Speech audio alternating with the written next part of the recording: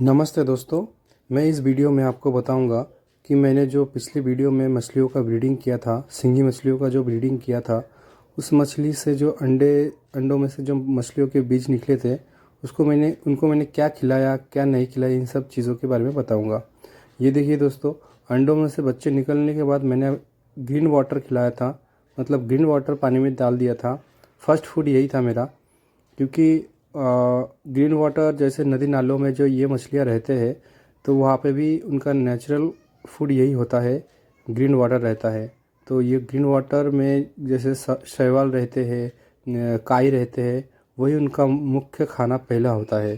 तो मुझे यही लग के मैंने पहले ये ग्रीन वाटर बनाया, घर पे ही छत पे मैंने एक ड्रम में बनाया था। बनाने के बाद दे दिया। उसके बाद मैंने ट्यूबीफ्लिक्स फॉर्म जैसे लाइव फूड रहते हैं बहुत सारे, तो वो खिलाना अच्छा रहता है, लेकिन मेरे पास वो चीज़ें अवेलेबल नहीं था उस टाइम में। तो मैंने ऑनलाइन सर्च किया तो मुझे ट्यूबीफ्लिक्स फॉर्म ड्राइड में मिला था, सूखा जो पैकेजिंग में रहता है वो मिला था। तो मैं उसको क्या करता था कि गर्म पानी में उबालता था, एक दो जो क्यूब रहते थे उसको उबालने के बाद मिक्सी में पीसता था। पीसने के बाद एकदम उसका एक लिक्विड बन जाता था।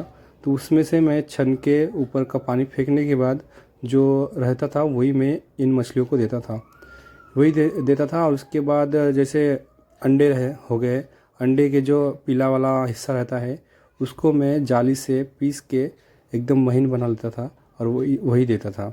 तो मैं ट्यूबीफ्लिक्स फॉर्म बीच बीच में खिलाता रहता था। ग्रीन वाटर तो मैंने 2 दिन खिलाया, 2 दिन दिया। उसके बाद तीसरे दिन मैंने ट्यूबीफ्लिक्स फॉर्म का जो ड्राई वाला मैंने बताया वही देता था। उसके बाद अंडे देता था, रेगुलर अंडे चलता था और ग्रीन वाटर में चेंज करते रहता था। और हाँ, पानी में हमेशा ऑक्सीजन डाला रहता था और पानी एक्सचेंज भी करता था, 2-3 बाद चेंज करते रहता था। और हाँ, और एक बात है कि अगर इन मछलियों को ट्यूबीफ्लिक्स अगर लाइव फॉर्म में ही खिलाया जाए तो इनका ग्रोथ बहुत ही अच्छा रहता है, ये बहुत ही अच्छे से बढ़ते हैं, इनका कोई मोर्टेलिटी नहीं रहता है, मोर्टेलिटी ज़ीरो जैसा ही रहता है। और आर्टेमिया और एक चीज़ है, ये भी खिलाना चाहिए।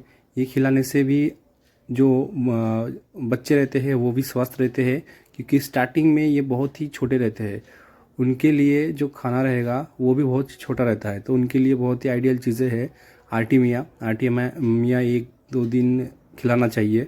तो मेरे पास जैसे मैंने बताया था कि ये मेरा फर्स्ट एक्सपीरियंस था, तो मुझे उतना आइडिया नहीं था, मुझे पता था लेकिन वो मैं टाइम पे नहीं कर पाया था। तो इसलिए मैंने आर्टेमिया तो नहीं दिया था, लेकिन मैंने ट्यूबीफ्लिक्स जो ड्राई फॉर्म में था वो दिया था। मैंने यही सब खिलाया। और बाद में मैंने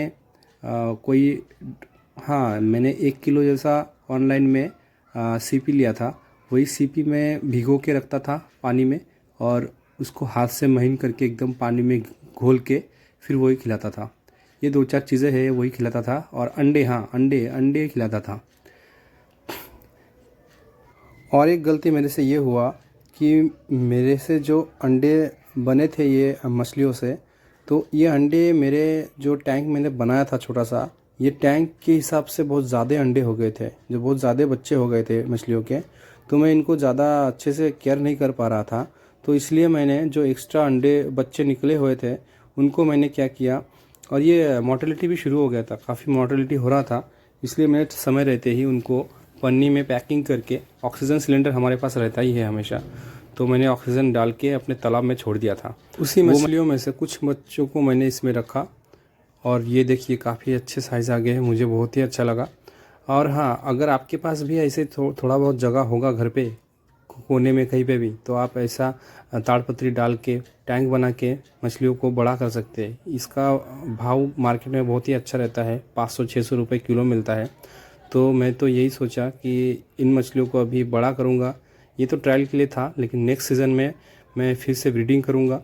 जब सीज़न आ जाएगा, ये ठंडी के बाद मछलियों का जैसे गर्मी के टाइम में आ जाएंगे, अगस्त महीने में ब्रीडिंग सीज़न आएगा, तब मैं फिर से, मेरे पास दूसरा टैंक है उसमें ब्रूडर रखा हुआ है, तो मैं उनसे फिर से ब्रीडिंग करूँगा करके उसमें से जो बच्चे आएंगे।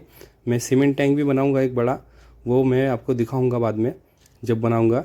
बना के उसी में मैं इनका कल्चर करूँगा।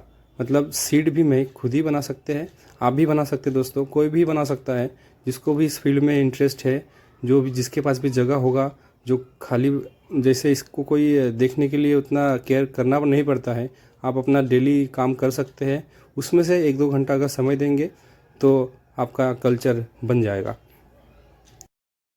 बताने के लिए दोस्तों बहुत कुछ है, फिर किसी वीडियो में मैं आपको बताऊंगा।